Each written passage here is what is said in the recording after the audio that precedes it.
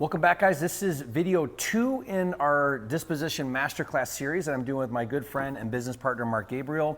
And we are breaking down our entire disposition process. We have here our what we call our SOP. This is how we train our team.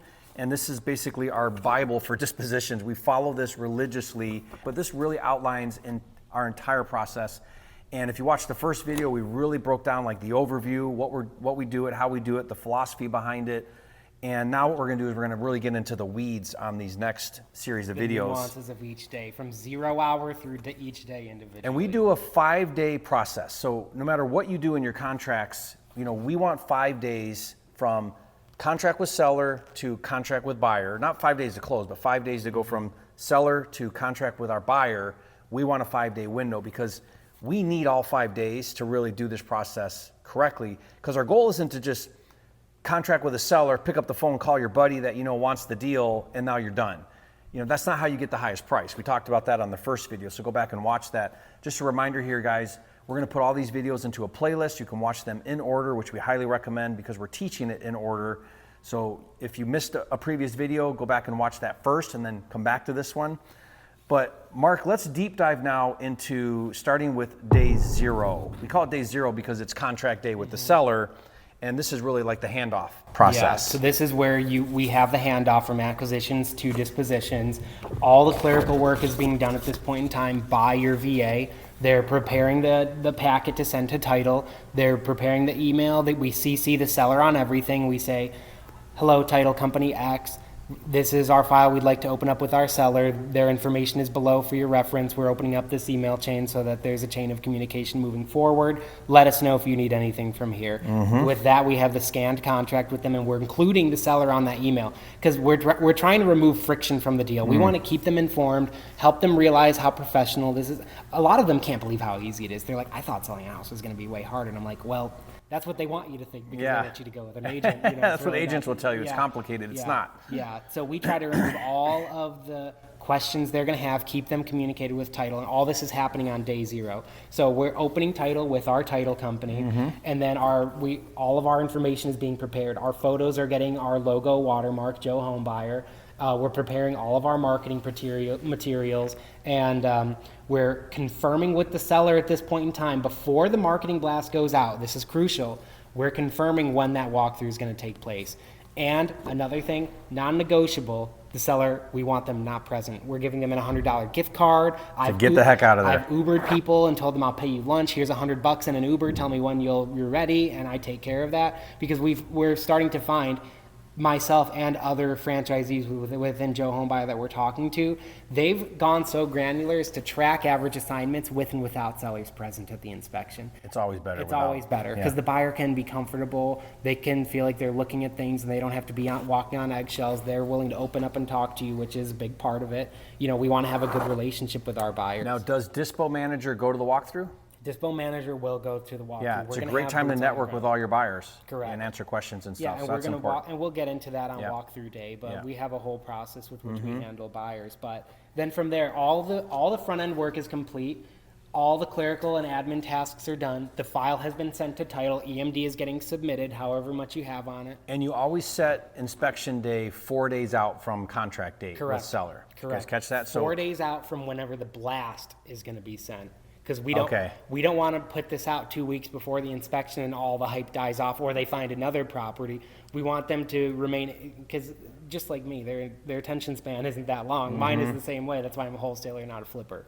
So now, based on when you contract with the seller, we prefer to start our 5-day process on a Monday and end on a Friday. Correct. Because those weekends can lose traction, like you can lose momentum over a weekend. Do we always do that? So let's say that we contract with a seller on Wednesday. Will we wait till Monday to start our... No, we'll probably blast it on Friday. Yeah. It's a 5-day process, business days.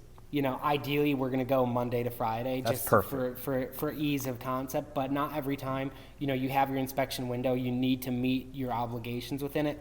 Not a hard and fast rule. The only hard and fast rule is that it's a 5-day process. Okay. We're not going to deviate from that. Okay. So really that day 0 is critical to just do the handoff, do all the clerical, get all the admin. Make sure you have everything That's right, your 'cause you don't assistant's job. You don't want your blast to go out with the wrong inspection date and buyers are showing up and you're not there and nobody knows what's going on. You know, it's really the launch pad preparing all, like you want your promotionals ready. Like I said, we brand everything with our logo because we want that notoriety and presence as well. Okay, so then after day 0, the following day would technically be day 1. And that's where we really just now blast and list build. Monday morning. And this is where you get into the meat. Everything has been prep work up until now. Now it's time to execute. Everything was practice up until this point. And this is game day now because money's on the line. You know, we're actually doing that. We're actually following the process now. So day 1, what we're going to do, this is the blast. We're posting on Facebook groups. We're texting buyers. If you have phone numbers within your buyers list, we're emailing buyers. And pretty much this is market saturation. We're getting this out. Is this there. also Investor Lift, any of those softwares? Anything that you're going to any and everything, you're putting it out now. Anything that people will see it on. And like I said, the intent isn't necessarily to use this to sell the deal. The intent on this is to get eyeballs, build your brand. Even if somebody says, well, I don't buy in Broken Arrow, but I buy in Sand Springs or whatever, you know, then you're at least in communication with them. You've caught their info. They're like, send me something else when you have something I like. And you're updating your CRM. Correct. And all that. We're using this not to sell the deal, but to build the buyer's list and to build anticipation for the walkthrough. Yeah, and that's important because this is now where it's just conversations, it's building buyers, it's updating profiles, it's all of that is really what's going on there. Yeah. And an important thing we do on these marketing materials, we're vague.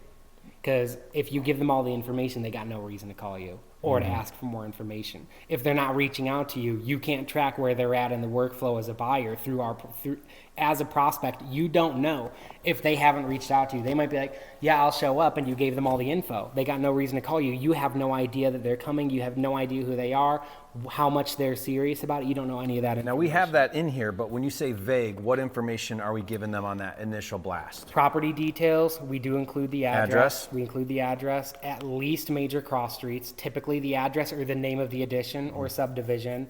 And then it's going to be main things, our guess at ARV. We try to leave rehab estimates out of it because everybody has their own, and you know, we'll discuss that as well. But it's going to be on there. We'll have suggested starting price, not asking price, suggested starting price. Really important. Typically, we try to price that at least $15,000 above contract price. Okay, At least as a basic. $15,000.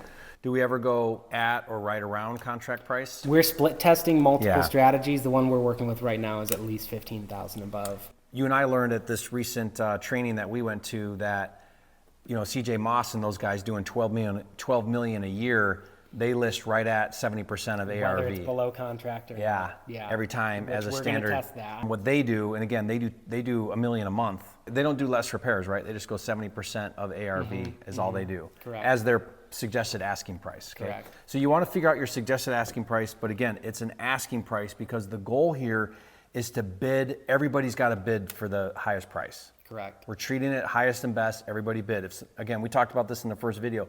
If someone calls up and says, hey, Mark, just tell me the number I need to be at. We say, hey, that's not fair to everybody else. Put in your highest offer is all I can tell you. Yeah, and or we got we'll multiple tell them offers, we so can put your burn. best foot forward. We would really like, for your own self-interest, if you saw the property so you felt comfortable offering this once you already know the condition of the house. Rather than me give you the number and then now it doesn't work and it's my fault. But we give them photos and video too as part of that. Video walkthrough and photos. As part of that every room. initial, I mean, that's not really that vague if they're getting address, photos, video, ARV. Only relevant information. If they're wanting to know, well, what shape is the HVAC in? Like, we're not Okay. putting, how old is the roof? We keep Okay. all of that off of there, unless it's a major selling point, like brand new HVAC or brand Right. new pool. If it's a selling point, we'll include it. Otherwise, we want them to ask, well, what service is the electrical on? Are the appliances included? All those things. If it's something that's more granular than just necessary relevant information at a 30,000 foot level, we don't include that. And that's better anyway, because I don't know about you, but I've looked at some, you know, Dispo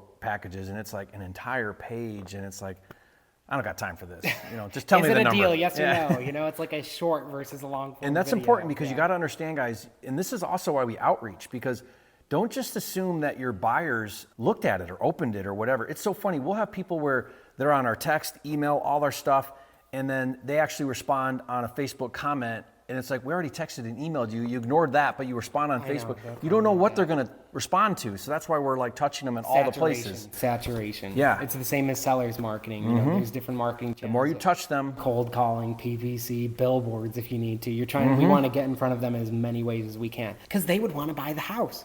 You know, we're doing this so that they can buy the house they want. You know. I'm on a bazillion lists. So and I'm going fast. So if something doesn't catch my attention, I don't recognize it, there's not good copy. I mean, we put a lot of effort into descriptions and titles of our posts and marketing. Like, guys, you're in business here and this stuff matters.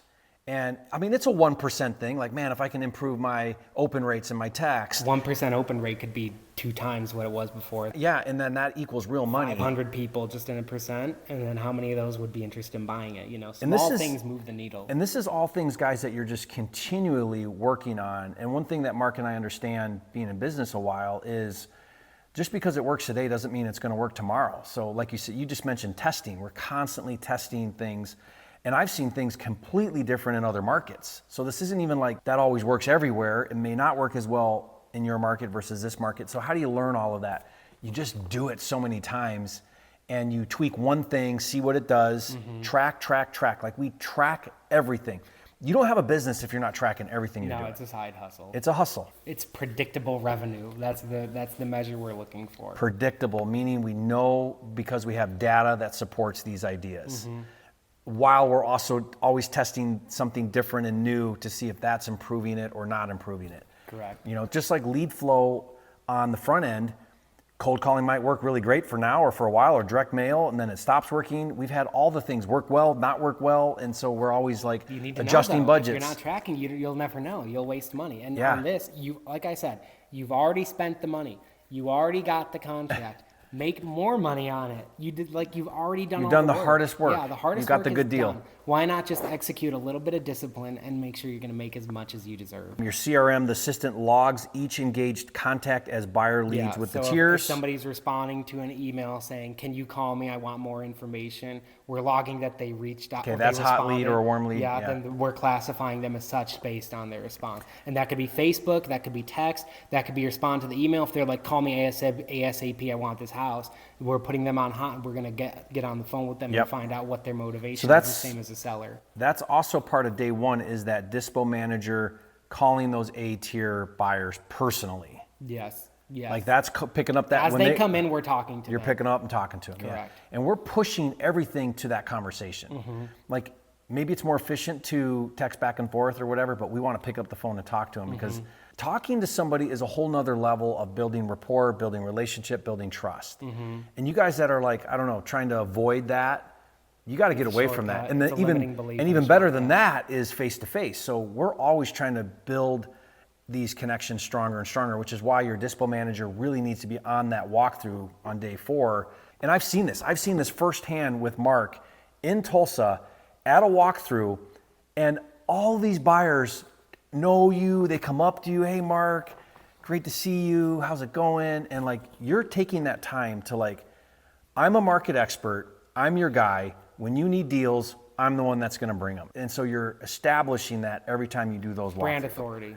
You want them to know, like even lenders will put me on group threads with verified buyers and they're like, "Hey, so-and-so was asking who's got deals. Mark is the guy that has deals, and this is the guy you want to text." And I'm on group text with And lenders all over the place like that. This is why we will annihilate a virtual wholesaler in our market because we're front facing on acquisition, meaning we go on appointment, meet the seller, and we're front facing on disposition. Correct. We go on the walkthroughs and meet the buyers. Correct. And we're having conversations. And we will Yeah. we will beat out every other virtual guy every single time. Correct. Because we're very relationship driven. And that's the hack strategy, guys, going into 2025, 2026 and beyond is you want to have a competitive advantage, go face to face, go backyard. You can live virtual, I don't care about that, but be front That's facing. why we keep the promotional materials vague if we can, because we want to have the opportunity to communicate with them as best as we can.